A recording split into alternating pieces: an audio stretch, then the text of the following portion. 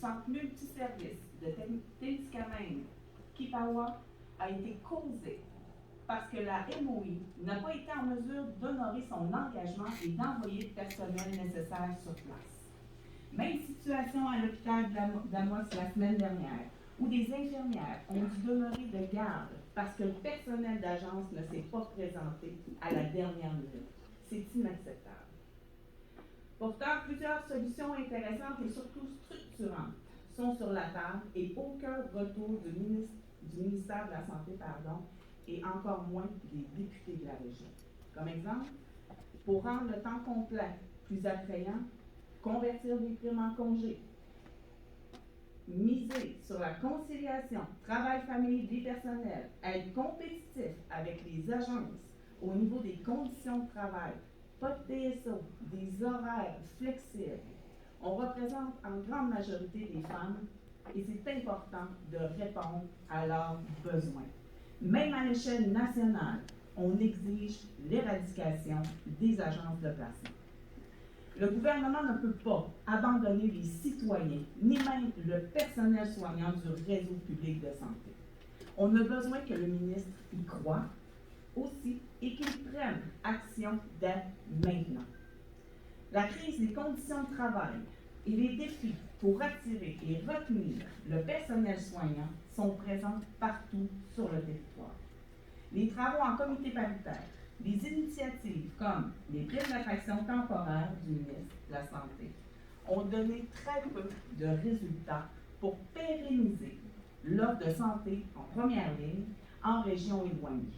On veut des résultats, le ministre doit donc livrer la marchandise dès maintenant. La région va pouvoir assurer des soins de première ligne sans interruption de service et ne pas avoir à dépendre de la main-d'œuvre indépendante.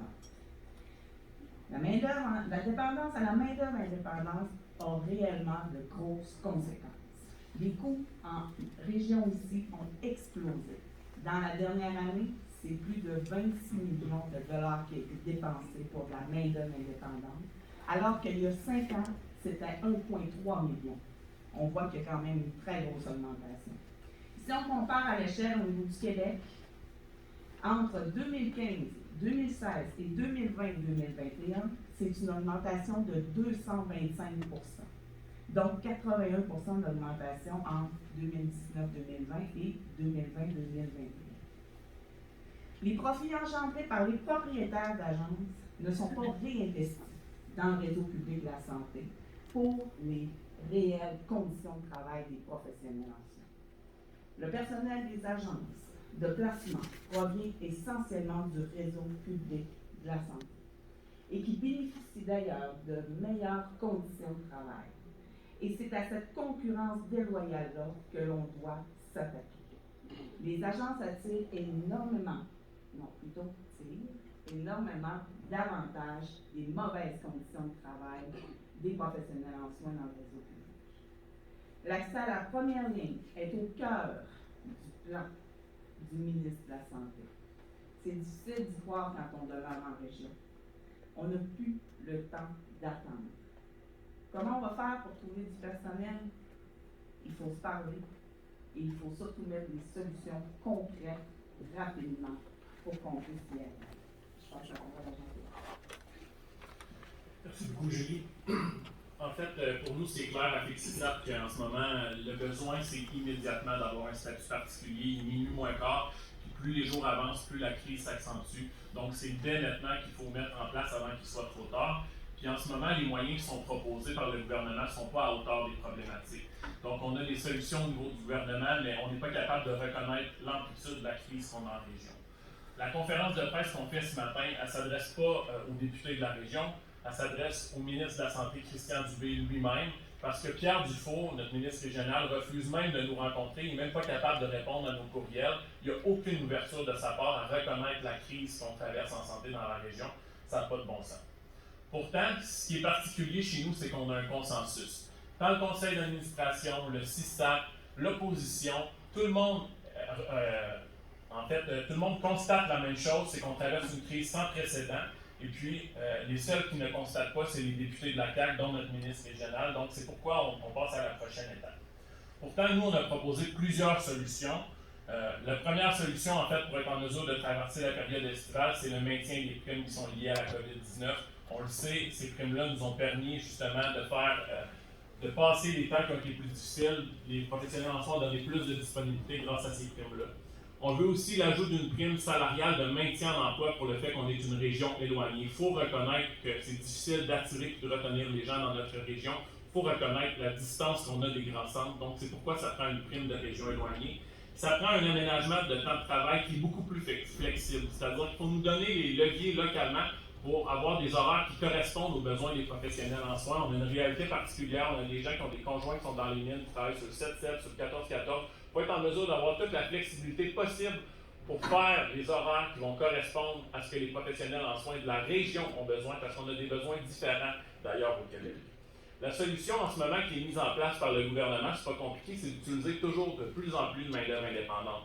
Julie vous l'a dit, on est passé de 1 million il y a 5 ans à 26 millions l'année dernière, en 2020-2021. C'est une hausse de 1845 %. Croyez-vous, on continue de s'enfoncer dans la main-d'œuvre indépendante, et plus on utilise, plus on en a besoin. La situation actuelle du personnel est vraiment très, très difficile. Les données préliminaires de la planification de main-d'œuvre sont sorties. On était à 250 infirmières l'année dernière qui nous manquaient. Maintenant, c'est 290 infirmières qui nous manquent, 60 infirmières auxiliaires et 10 inhalothérapeutes. Et ça, ce n'est pas à cause du taux d'absentéisme qui, lui, est stable d'année en année, qui a très peu de variations. Le taux de temps supplémentaire, quant à lui, est toujours aussi élevé à 8,70 %. On sait que pour avoir une qualité de vie optimale, il faut avoir inférieur à 5 %. Donc, malgré les plans de contingence et les coupures de postes qui ont lieu, on est quand même à des taux supplémentaires qui sont beaucoup trop élevés pour la région. On se rappelle qu'on a un membership qui est quand même assez jeune aussi, donc on a une vulnérabilité à la maternité. On s'attend à ce qu'environ 23 % de nos membres partent en congé de maternité dans les 5 prochaines années. Puis on a 300 départs à la retraite qui sont anticipés. Là-dessus, plus de 200 infirmières. Donc, le mur, là, on le voit venir, on arrive à toute allure, puis il faut tout faire qu'est-ce qu'on a en notre possible pour l'éviter. La 6e vague, ben, on va en parler quand même parce que ça nous a touchés durement en Abitibi-Témiscamingue. Les vagues précédentes, on avait été quand même épargnés, on avait été plus chanceux, mais là, on y goûte. Et puis, le personnel est déjà épuisé, puis la période estivale s'en vient. Puis, je pense que tout le monde a le droit de prendre des vacances, puis tout le monde a le droit de se reposer. Donc, la crainte qu'on a, c'est qu'avec la période estivale qui s'en vient, malgré les fermetures qu'on a en ce moment, d'autres fermetures risquent d'être annoncées. Pour nous, ce n'est pas acceptable de voir que des patients doivent faire des centaines de kilomètres d'une MRC à l'autre pour venir recevoir des soins, puis encore moins d'être transférés dans des grands centres parce qu'on n'est pas capable d'attirer et retenir les professionnels en soins. C'est une chose que le gouvernement est capable de faire. Si on parle de son bilan, bien clairement que notre gouvernement n'est pas capable de faire une planification de main-d'œuvre, puisqu'on annonce en grande pompe l'ouverture de plein de nouveaux services, que ce soit les guichets d'accès de première ligne, 3 maisons des aînés en région, la nouvelle unité des sources à Amos. On crée des services, mais on n'a pas le personnel pour le faire. Qu'est-ce que vous pensez qui va arriver? Bien, ça va être encore d'autres services qui vont être fermés pour permettre à ces services-là d'être ouverts. Donc, en ce moment, les décisions qui sont prises, ils n'ont pas de bon sens. Si on vous disait que l'année dernière, c'était 250 infirmières, puis là, on estime environ 290, bien, avec les projets d'agrandissement de maisons des aînés et ceux que je viens de nommer plus tôt, on parle plutôt de 340 infirmières qui manquent en région avec ces projets-là, une fois que toutes les maisons des aînés vont être bâties, vont être ouvertes. Donc, on est vraiment, vraiment loin du compte, et on est loin de réouvrir les services qui sont fermés actuellement. Qu'est-ce qu'on fait pour solution? Bien, on travaille à -1, -2 à tous les jours, on fait du temps supplémentaire obligatoire. Et puis, bien, la nouvelle mode dans nos établissements de soins de longue durée, c'est de la garde infirmière. Donc, vous ne voulez certainement pas que vos parents, vos grands-parents soient en CHSLD, puisque la présence infirmière, maintenant, ça va être réduit au minimum. Le plan d'attraction du ministre Dubé, c'est-à-dire les primes de 18 000 $ de temps complet, plus les forfaits d'installation de 12 000 $ pour les 2 années, ça a permis d'attirer 6 infirmières. Ce n'est pas 6 infirmières qui vont permettre de renverser la tendance, là. On a un enjeu démographique important en région. La pénurie de main-d'œuvre touche tout le monde, non seulement en santé, il faut être capable d'attirer et de retenir les gens qu'on a en région. Maintenant, je vais vous faire la liste des services qui ont été fermés dans la dernière année, puis retenez votre souffle parce que ça va être long. Il y a eu le service d'obstétrique de Ville-Marie qui a été fermé d'avril à novembre 2021, qui a fermé encore tout récemment durant une fin de semaine, faute de personnel. L'urgence de Sainte-Terre qu'on a entendu parler, qui a fait beaucoup bouger politiquement, d'octobre 2021 à mars 2022. 50% des lits d'hospitalisation à la SAR, en plus des lits de soins intensifs qui sont fermés depuis octobre 2021. La fermeture de tout ce qui est point de service en Abitibi-Témiscamingue, que ce soit Clérici, Montbrun, Montbéliard, Baudry, Cloutier, Cadillac, et dans le secteur de la SAR, VVB, Beaucanton, depuis septembre 2021. La fermeture temporaire du CLSC de Barrault et la limitation des visites postnatales aux demandes médicales uniquement.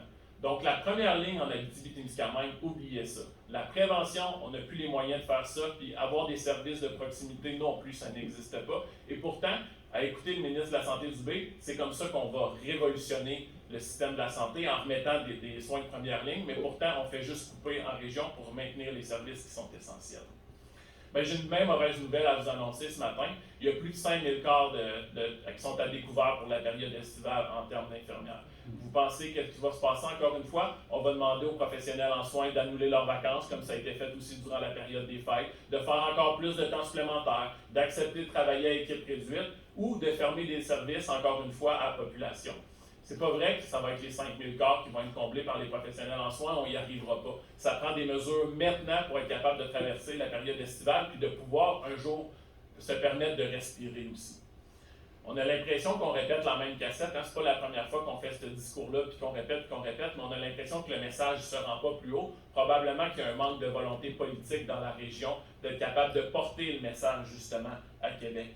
Pourquoi est-ce qu'on répète toujours la même chose? C'est parce qu'on a à cœur le bien-être de nos membres et de la santé de la population. La situation est extrêmement précaire et n'évolue pas depuis 2 ans. Il faut croire qu'il faut encore répéter pour être en mesure de passer le message. En ce moment, c'est pas compliqué, on le répète depuis 2 ans, ça va de l'avenir de la région. Si on n'a plus de soins de santé qui est offert dans divers MRC puis qu'on se maintient au service essentiel, ça va être extrêmement difficile de recruter dans d'autres milieux de la main-d'œuvre. Donc, c'est nécessaire d'octroyer rapidement un statut particulier pour l'Abitibi-Témiscamingue en santé. Alors, merci. C'est maintenant le moment de la période de questions. Donc, je vous invite en fait à vous présenter au micro derrière ici pour poser vos questions. Je vous invite à identifier aussi l'intervenant à qui vous souhaitez adresser votre question. Merci. Préparez-vous, restez sur place, puis je vous passe le micro. Non, mais en fait, je pense que ce sera de manière individuelle, si possible. Oui, c'est ça? Oui, Oui. Individuel après. Ouais, ben après. Ah, Parfait. vous voulez tout individuel maintenant? Oui, c'est possible. Vous n'avez pas de questions?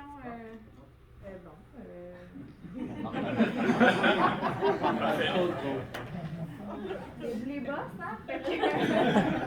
OK. Donc, oui, alors on pourra prendre un petit 15 minutes là, pour les entrevues individuelles. On va les faire à l'extérieur, cependant. Alors, voilà, c'est maintenant que se termine cette conférence de presse. Je vous remercie. On va reprendre dès que les entrevues individuelles seront complétées vers 10h15 environ. Alors, merci beaucoup. Oui, puis juste pour terminer, puis il y avait des membres qui étaient prêts à donner des entrevues, des professionnels en soins, peut-être juste traverser avec nous de l'autre côté là, pour les personnes qu'on avait ciblées pour que vous puissiez être en mesure de donner des entrevues.